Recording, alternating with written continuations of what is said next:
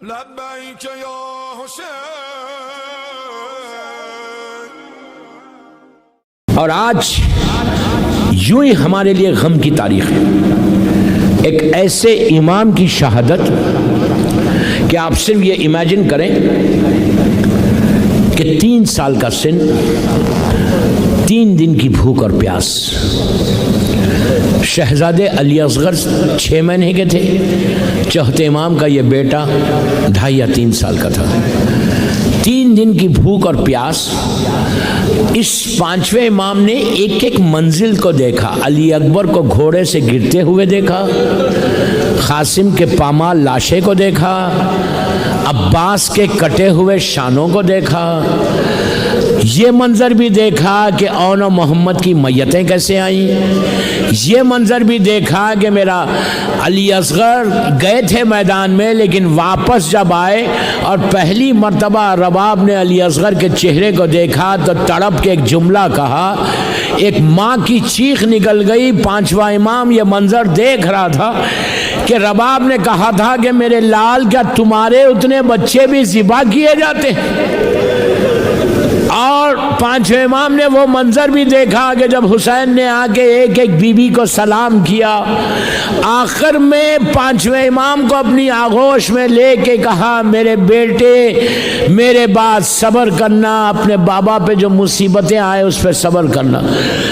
5ویں امام نے وہ منظر بھی دیکھا کہ حسین کی شہادت کے بعد خیمے کیسے جلائے گئے، سیدانیوں کے سروں سے چادریں کیسے چھینی گئی. یہ منظر بھی دیکھا کہ سکینہ کو پہلا تماچا کیسے پڑا، کہ بچی زمین پہ گر کے تڑپ کے رونے لگی، کہنے لگی بابا میں یتیم ہو گئی.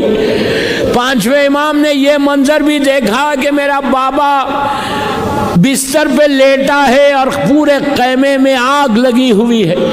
5واں امام اپنے باپ کو دیکھ کے تڑپ رہا تھا. وہ منظر دیکھا کہ بی بی زینب نے باہر لے کر آئے.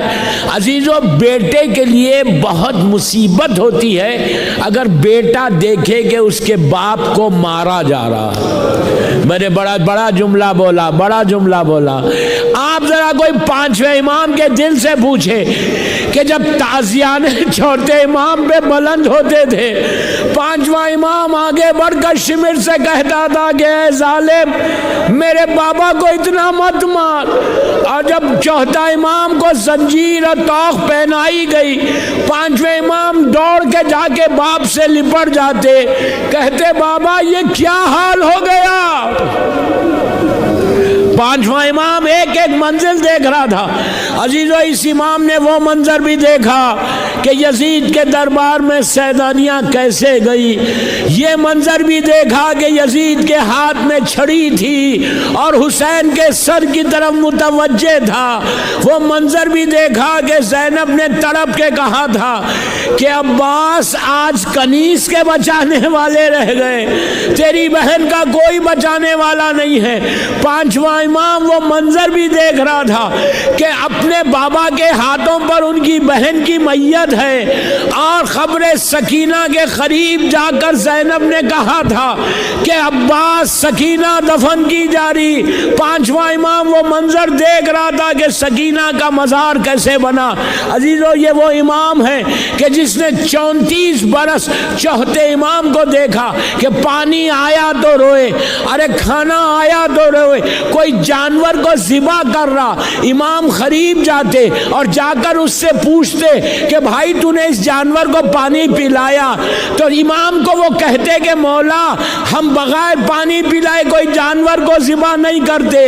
چوتھا امام کربلا کا رخ کر کے کہتا کہ بابا، ارے جانور بھی بغیر پانی کے ذبح نہیں ہوئے. ہائے میرا بابا. 5ویں امام سے روایت ہے کہ جب چوتھے امام کی وقت آیا اور چوتھے امام شہید ہوئے، اور جب اپنے بابا کو یہ 5ویں امام غسل دے رہے تھے تو کچھ اصحاب قریب تھے. انہوں نے دیکھا کہ امام کی پیٹھ پہ کچھ نشان ہے، تو انہوں نے پوچھا 5ویں امام سے کہ مولا مولا یہ آپ کے بابا کی پیٹھ پہ دو قسم کے نشان کیا ہے؟ تو کہا کہ ایک نشان یہ جو ہے، ارے یہ وہ ہے جو راتوں کی تاریکی میں روٹیوں کو رکھ کر پشت پہ یتیموں اور بیواؤں کی زنجیریں ہلاتے تھے کہ بچوں دروازہ کھولو میں سامان غذا لایا ہوں۔ یہ وہ علی ابن الحسین ہے کہ جس کے سامنے بھرا ہوا گھر بھوکا اور پیاسا شہید ہوا۔ تو چاہنے والوں نے پوچھا مولا یہ دوسرے نشان کیا ہے؟ تو اس وقت پانچویں امام نے روتے ہوئے کہا کہ یہ وہ نشان ہے جو کربلا سے کوفہ، کوفے سے شام، میری بابا کی پیٹھ پہ تازیانے جو مارے جا رہے تھے، یہ وہ اب تک 34 برس تک یہ نشان باقی ہے۔